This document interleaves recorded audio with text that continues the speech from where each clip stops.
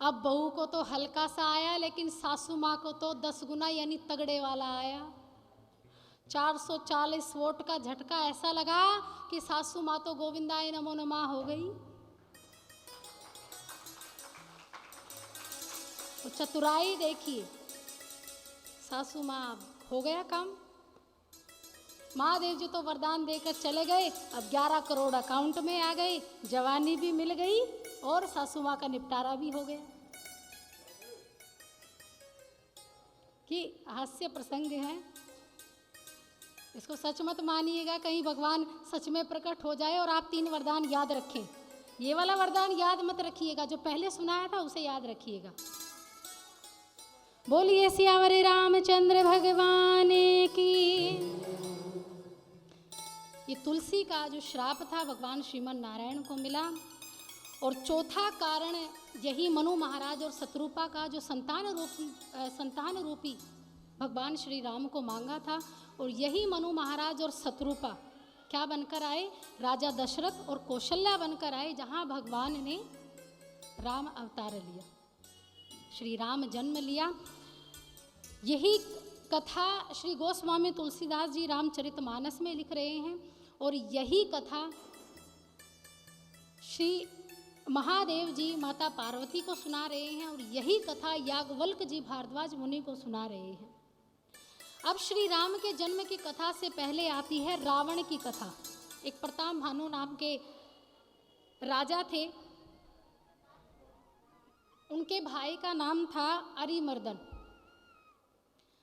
दोनों जो थे, वैसे तो जो प्रताप भानु राजा थे वो धर्मात्मा प्रवृत्ति के थे, जनता की बड़ी सेवा करते थे, धर्म के गुण थे, अनुगामी थे, ब्राह्मणों की बड़ी सेवा किया करते थे। लेकिन एक कपटी मुनि के चंगुल में आकर, कपटी मुनि के कहे हुए वचन और अमर होने के लिए उन्होंने ब्राह्मणों को मांस मदिरा का सेवन करवाया, प्रताप भानु ने।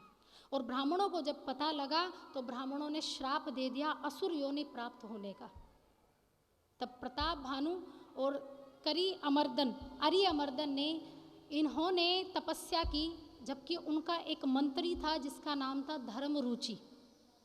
इन तीनों ने एक साथ तपस्या की थी, जिसका परिणाम ये हुआ, रावण ने मांगा था वरदान में ब्रह्मा जी से कि मैं नर और वानर को छोड़कर किसी से ना मरूं, नर और वानर। और आप जानते हैं रावण और राम जी के युद्ध में इन दोनों ने ही रावण की मृत्यु की सेज सजाई थी, इन दोनों ने ही। ये ब्रह्मा द्वारा दिया गया वरदान था। अरिमर्दन ये बने हैं कुंभकर्ण। कुंभकर्ण ने ब्रह्मा जी से वरदान मांगा। अब वरदान मांगना चाह रहे थे कि 6 महीने जागूं और 1 दिन सोऊं। अब वरदान तो ये मांगा, ब्रह्मा जी को लगा कि अगर 6 महीने जाग गया तो ये पूरी सृष्टि को खा जाएगा। तो माया को, माँ सरस्वती को यह आदेश दिया कि तुम उसके मस्तक पर बैठ जाओ और वरदान को पलट दो। तो माँ सरस्वती अरिमर्दन के मस्तक पर बैठ गई और अरिमर्दन ने ब्रह्मा जी से वरदान मांगा कि 6 महीने सो जाऊं और 1 दिन जागूं, फिर तो सृष्टि बच जाएगी। और धर्मरुचि ने वरदान मांगा कि मेरी प्रीति श्री राम में हो जाए, मैं सदैव सदैव श्री राम का भजन कीर्तन करूं। और समय आने पर वही प्रताप भानु रावण बने, अरिमर्दन कुंभकर्ण बने, और धर्मरुचि कौन बने, विभीषण। कौन बने, विभीषण, जिसने क्या मांगा था, राम से अनुराग मांगा था। और इन्हीं का उद्धार करने के लिए, कल्याण करने के लिए भगवान श्री राम ने अवतार लिया था। और जब रावण पैदा हुए, रावण आए, जब रावण ने जैसे ही ये निशाचर योनि को प्राप्त किया तो पृथ्वी को कष्ट देने लगे, पृथ्वी पर अत्याचार करने लगे। और यहाँ मया नामक एक दैत्य ने अपनी बेटी मंदोदरी का विवाह रावण से किया। रावण की पत्नी का क्या नाम था, मंदोदरी। मंदोदरी से विवाह किया और कुबेर से हमला करके रावण ने पुष्पक विमान को हासिल किया था, जिस पुष्पक विमान पर बिठाकर माता सीता का हरण किया गया था। और रावण का आतंक जो दिन रात बढ़ने लगा, तब वही रावण की रक्षा, रावण से रक्षा करने के लिए सभी देवी देवता भगवान विष्णु के पास गए, नारायण के पास गए कि प्रभु इस दैत्य से हमारी रक्षा कीजिए। तब भगवान ने कहा कि अब मेरे अवतार लेने का समय हो गया है, अब मैं इस धरती पर आना चाहता हूँ। और उधर जब मनु महाराज और शत्रुपा ने राजा दशरथ और कौशल्या का रूप धारण किया, तब राजा दशरथ को संतान नहीं हुई, केवल 3 रानियां थी, लेकिन 3 रानियों को एक संतान भी नहीं थी। तब पुत्रेष्ठ यज्ञ करवाया, अपने गुरु के पास गए। कौशल्या ने कहा कि महाराज आपके सब ऋण चुक गए, केवल एक ऋण बाकी है, वो है पितृ ऋण। पितृ ऋण होता है जो इस धराधाम को छोड़कर चले गए हैं, उनके प्रति जो ऋण किया जाता है, जो उनके वंशज बढ़ते हैं वही तो ऋण चुका सकते हैं। मान लीजिए आप हैं, आपके जो पितृ चले गए हैं, इस लोक को छोड़कर चले गए हैं, तो आप उनका ऋण चुका रहे हैं, आपकी आने वाले संतान आपका ऋण चुकाएगी, तो ये क्रम सिलसिला चलता रहता है। तो उसी प्रकार कौशल्या ने कहा कि महाराज आपका पितृ ऋण अभी बाकी है, तो क्या किया जाए, हमें संतान चाहिए। तो दशरथ राजा दौड़े दौड़े वशिष्ठ ऋषि के पास गए। वशिष्ठ ऋषि को कहा कि महाराज मेरे कोई संतान नहीं है, आप यज्ञ करवाइए और संतान दिलवाइए। तब वशिष्ठ ऋषि ने कहा कि महाराज ये मेरे हाथ में नहीं है, इसके लिए आपको पुत्रेष्टि यज्ञ करवाना पड़ेगा। और पुत्रेष्टि यज्ञ कौन करेगा, श्रृंगी ऋषि करेंगे। ना आपकी आहुति से पुत्र होगा, ना आपकी पत्नी की आहुति से पुत्र होगा, ना मेरी आहुति से पुत्र होगा, पुत्र होगा श्रृंगी ऋषि की आहुति से। श्रृंगी ऋषि को बुलाइए। तब श्रृंगी ऋषि ने पुत्रेष्टि यज्ञ प्रारंभ किया, आहुति डाली। तब अग्नि नारायण भगवान खीर लेकर उत्पन्न हुए और खीर को राजा दशरथ के हाथ में दिया। कहा महाराज यथास्थान भाव से इसको 3 रानियों में बांट दीजिए और समय आने पर आपको पुत्रों की प्राप्ति होगी। लेकिन यथाभाग से बांटना है। और राजा दशरथ ने बांटा कैसे, उधर सभी ब्राह्मण देवता, ये पृथ्वी, ये गाय, सब भगवान को से कह रही थी कि महाराज अब आपके प्रभु, आपके अवतार का समय आ गया है, अब आपको इस धरती पर आना होगा। तब भगवान महादेव जी के पास सब पहले दौड़े गए, क्योंकि जब तक एक भक्त की पुकार नहीं होगी, जब तक भगवान इस धरती पर नहीं आ सकते। तब कहा भगवान शिव से कि प्रभु आप जानते हैं राम कहाँ मिलेंगे, क्षीर सागर में मिलेंगे, साकेत में मिलेंगे, गोलोक में मिलेंगे, जहाँ मिले हमें पता बता दो। लेकिन शिव भगवान महादेव जी ने कहा कि कहीं जाने की जरूरत नहीं है, तुम बस एक बार वंदना करो, भगवान को दुख से और विरह से पुकारो, तो भगवान स्वतः ही प्रकट हो जाएंगे, कहीं ढूंढने की जरूरत नहीं है। क्यों, हरि व्यापक सर्वत्र समाना, प्रेम ते प्रकट हुई जग जाना। कि हरि हर स्थान पर विराजमान है, हर कण में विराजमान है, पत्थर पठार मैदान हर स्थान पर श्री हरि है, तो कहीं ढूंढने की जरूरत नहीं है, कहीं जाने की जरूरत नहीं है।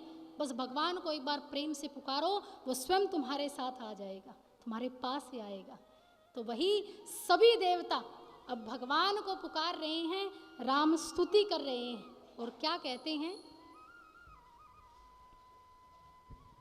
सभी देवताओं ने राम स्तुति की। जय जय सूर्य नायक,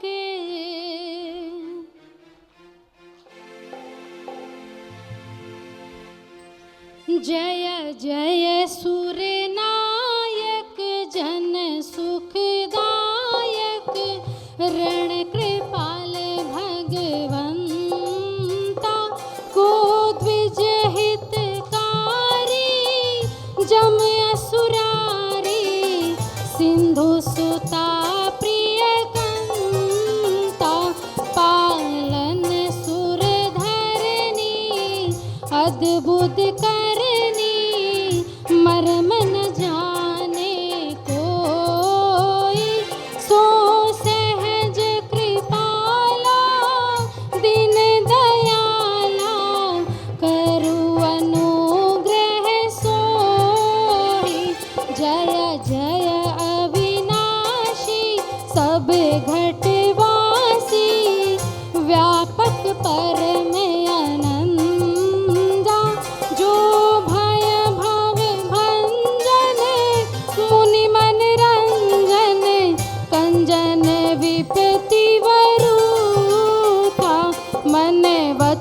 क्रमवाणी छाड़ी सयानी सरन कमल सर जूथा सारद सुत शेषा विषय अशेषा जा कहु को नहीं जाना जेहि दीन पियारे वेद पुकारे रे वो सब ही भगवाना भव बारिधि मंदर सब विध सुंदर गुण मंदिर सुख पूजा मुनि सिद्ध सकल सुर परम भयातुर नबत नाथ पद कंजा मुनि सिद्ध सकल सुर परम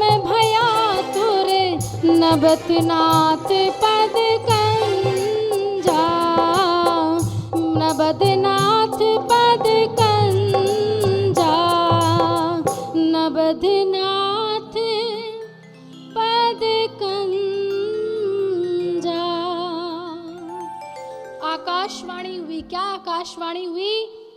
देखिए, घर में जब बच्चा अचानक से किसी बात के लिए डर जाता है, तब बच्चा भले ही माँ से दूर हो, जब बच्चा डर के मारे चिल्लाता है तो माँ जहाँ भी होती है, जो भी काम करती है, वहीं से चिल्लाकर कहती तुम चिंता मत करो, मैं तुम्हारे साथ हूँ, मैं अभी आई। वैसे ही जब देवताओं ने भगवान को पुकारा तो भगवान ने वहीं से आवाज लगाई कि देवो तुम चिंता मत करो, हे ऋषि मुनियों तुम चिंता मत करो, हे ब्राह्मणों, हे पृथ्वी तुम चिंता मत करो, मैं यही हूँ, मैं तुम्हारे सामने हूँ। और आज यही भगवान फिर देवताओं से कहते हैं, श्री राधे राधे।